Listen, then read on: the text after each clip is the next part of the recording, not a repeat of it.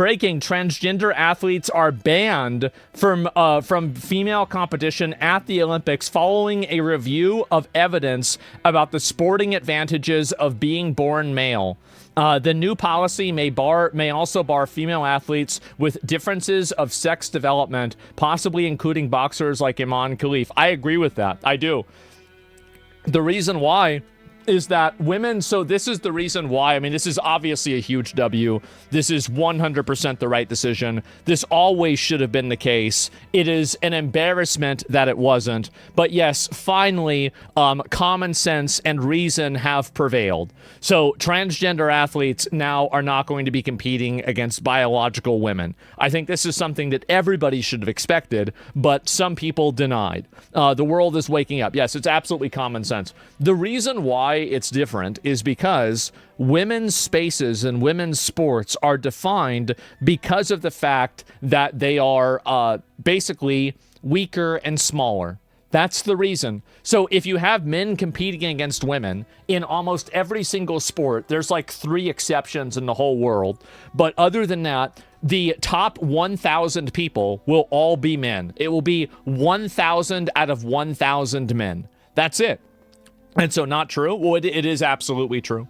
And yeah, ping pong. Yes, exactly. With exceptions. What exceptions? Long distance running, for example. Like that's the first one I can think of. Like extremely very, very long distance marathon running. Women and men are, like men probably come out ahead on average more, but there's much more parity with that. Go to the charts. Well, I am. That's what I'm saying, right? And gymnastics. Yeah, sure. Doubt it. Well, either way, tennis too? Well, no, obviously it's not tennis. I mean, even Serena Williams said it's not tennis. Anyway, obviously men are better at sports. We all know this. They're bigger, stronger, faster, and everything else, right? So this is obviously a good thing. It's obviously a good thing. I can't see why anybody would complain about this. There are physical advantages for those being born male. Very crazy how something so obvious turned out to be true. Wow. Wow, I can't look at this. Can you guys believe this? Oh my God. This is, I would have never expected this. This is so weird. So it's showing that men are stronger than women. Wow. Men are stronger? Yes, it is. And Jorkin grip strength, yeah, the charts never lie. No, they don't. Well, at least this one doesn't. And so the last awards need to be stripped of the men that let women have another chance to reclaim the titles. Oh, this woman? Yeah, sure. Right, I think that's like a very, very like unique circumstance. Thank you to the quote culture warriors who spoke boldly the truth and prevailed. This is obviously something that should have happened. Everybody should have known this. It should have never even been a question. Let's see if I can watch this here. This is a notable shift in position from the International Olympic Committee. Previously, they'd left it to individual sports to decide whether or not transgender women could compete in women's sport. But now, yeah, I mean, I think that the reality is that everybody knows that this is bullshit. Everybody knows that it's retarded and it's bullshit. The only reason why people put up with it is that there was a coalition of people that would systematically try to destroy your life in every single way possible if you took any oppositional role towards trans people being able to do anything that they wanted. Sky News understands that the International Olympic Committee is moving towards a blanket ban. That's the only reason why this ever happened. Is that, like, you needed to have a total, like, think about this, right? These people took over the media. They took over the education institutions. They took over higher education. They took over news. They took over entertainment. They took over social media. And even despite all of those things, the truth still prevails. You cannot live at odds with biology. You cannot live at odds with reality. And you cannot force everybody else to agree and comply with your delusion. If you want to be trans, that's totally fine. But you can't compete against biological women in their sport division, okay? I feel like this is pretty fucking reasonable, okay? Like, I feel like I'm a very reasonable, average guy to say this. So yeah, I don't know what the hell to say. So obvious. The emperor has no clothes. Yes. Even with all of that put together, they still couldn't be able to. They still couldn't hold this back. Was this to help the melting pot? Well, I don't know about that. On transgender women competing in women's events. We also understand that there's been discussions about reintroducing sex testing, something that existed from the 60s until the late 90s. Now, the IOC is taking this decision or moving towards it because so many other sports are. Athletics, swimming, cycling, amongst those who have decided to ban transgender women from women's events. Now, this is because of concerns about competitive advantages. I understand that last week IOC members were briefed by the medical chief of the IOC. Took advantage of the chaos during COVID. Society was panicked and trapped at home. People are hyper-reactive on the internet and active extremely emotionally. Yeah. I mean, any rational, logical person would tell you that it's retarded that this was ever the case at all. And I'm surprised it's taken this long. See Dr. Jane Thornton that there are advantages in sporting terms from having those physical advantages, having gone through male puberty, and that's created concerns about the... It's not even that. If you look back at the study that they showed, let me just go back and scroll. Where to go? I think it was on this one. Even at the very beginning, you're going to have men outcompeting women. Like at the very extremes, which is like, again, this is one of the things that, like, yeah, even at the very beginning, men are going to be outcompeting women. That's just what's going to happen. People are in such a war against reality. Women's sport category. There is a new IOC president. Do you think there needs to be exceptions for competitors being allowed, like the woman with the biological defect that gives her higher levels of testosterone? I think that if you have a biological defect that makes you... So, like, let's look at a couple of other, like, similar circumstances and then think about whether it makes sense or not. So, for example, think about a weight class, right? If somebody is, like, 7 feet tall, does that mean that they don't have to lose the requisite amount of weight in order to compete in, like, the lightweight competition? Because their body would, if it weighed that little, they would die?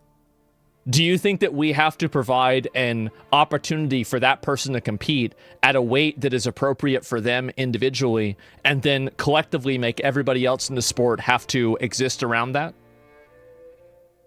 No, obviously not. Obviously not. But is this something... that, like, they were basically born into this, right? They were born into this. It's nothing that they can't control. They can't control this. They can't do anything about it. But it's still a biological reality that in adding a person like that into the competitive field will put that person at a tremendous advantage, right? The needs of the many. And also, here's the other big difference, is that a lot of women, obviously, and this is just the case with anything, if they have these biological defects, they can still compete against men. But if you have something that makes you, in one way or another, a biological male in some cases, especially physically, then you are effectively taking advantage of the system. That's what's happening. I want to play basketball 5'9". Yes, exactly. Okay, but then should Shaq not be able to compete in basketball because he's taller than everybody else at birth? I'm just saying I can see it from the other angle. Well, no, of course not. And again, so you're talking about, like, so should really, really tall people be able to play basketball? Because, like, you know, there's, like, guys in, like, high school that are, like, you know, 7 feet tall, right? They're, like, playing basketball in high school, and they're just beating everybody. Number one, a very good, you know, I guarantee you that, you know, at, like, 15 or 16 years old, it doesn't matter how tall some other guy is. LeBron James at 16 would totally beat him, right? And LeBron James probably then was like 6'6", 6'7", right? So, like, still a pretty tall guy, but a lot shorter than 7 feet tall. But the difference, really, of what I'm saying is that a women's division is defined by its exclusivity. Men's basketball is not defined by its exclusivity. Weight classes in basketball, in boxing, are defined by their exclusivity. The Paralympics are defined by their exclusivity. So in places and in groups that are defined by their exclusivity, it makes a lot more sense to be more strict on who is allowed. And drawing comparisons like Shaq being really tall in the NBA doesn't make any sense because the NBA is not a place that is defined by its exclusivity. Anybody can theoretically compete and play in the NBA. Anybody can do it that they want. Anybody in the whole world can play and compete in the NBA. But the difference is that women's sports exist because of the nature of them being exclusive. para-Olympics exist by the nature of them being exclusive. If you put Floyd Mayweather up against Mike Tyson, oh geez, I wonder who would win. That's why you have weight classes, obviously. I'm a 200 pounds MMA fighter, but I identify as 120 pounds. Yes, exactly. And so if you're good enough, yes, black's more though. Well, what I'm saying is that if you're white, black, Asian, like they had Yao Ming, right? I mean, people say like, oh, Asians are shorter on average. Well, that guy was like 7'5" or something like that, right? So the fact is that, and again, but he's able to play in the NBA and be just fine. And was he the best player in the NBA? No, he wasn't. He wasn't, because again, being able to be really big physically, there are a lot of other things that you need to be. But anyway, yeah, he was bad as fuck. I don't think he was bad, but like I don't remember him being like a great player. So yeah. And that's how he was up there? Yeah, no doubt. Trump's alive. Is he? Well, let me finish this. I'll look at it.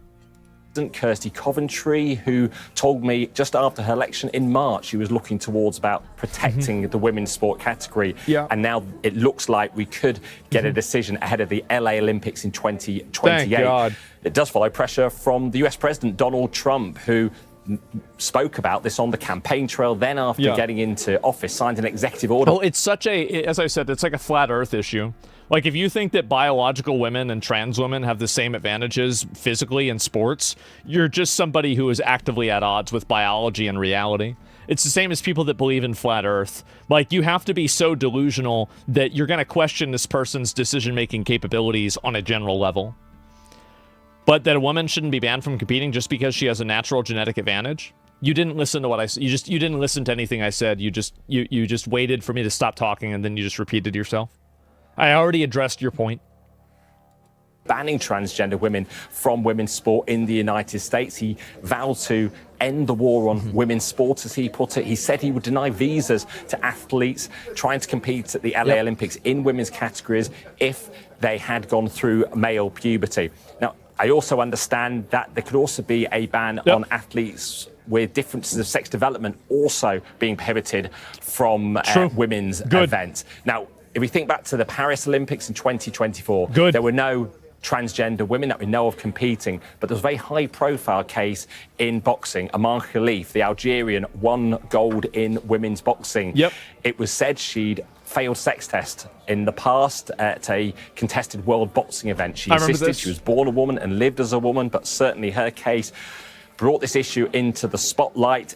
New rules in world boxing meant she would not go through the sex testing that were required, so she hasn't taken part in recent events. So she is someone who could potentially be excluded from the Olympics going forward under all these policies. There you go. Yeah, exactly. And that's the right decision. And here's the reason why it's the right decision. Because everybody else competing is more important than one person being able to compete. It's the needs of the many over the needs of the individual, or the needs of the few. That's the difference, right? Mr. Thank you very much for 10 subs. I appreciate that. Thank you. Yeah, and read Yellow Bar. What is this here? Another deported migrants is returned to the UK. A decision would have to be taken by the International Olympic Committee's main session. That won't be in time for the Winter Olympics in Italy in February, but also IOC members are set to be discussing this more going down the line. I have just had a comment. You didn't look at the evidence? It doesn't matter what the evidence is. It's totally irrelevant. From the International Olympic Committee that they do say that an update was given by the IOC medical director to IOC members last week at the commission meetings. The working group is continuing its discussions on this topic, and no decisions have been taken yet. So there is still a working group looking at this issue, but as things stand now, Sky News understands the International Olympic Committee is moving towards introducing a blanket ban on transgender women competing in women's sporting events. Reason, rationality, and common sense prevail once again. Thank God. Thank God. Oh, wow. And, yeah, how come in chess there's exclusively a women's category and there's not one for men? If you want my honest opinion, this is going to probably... Actually, well, let me just talk about this and then I'll move over to that. Yeah, we're so listening to what's saying. Yeah, men are better at chess. So, after discovering an unfair advantage, use their brains. Yes, people thought about this for 3 seconds and they realized that it was obviously retarded. So, in a general sense... Let me go back. I'll pull this up.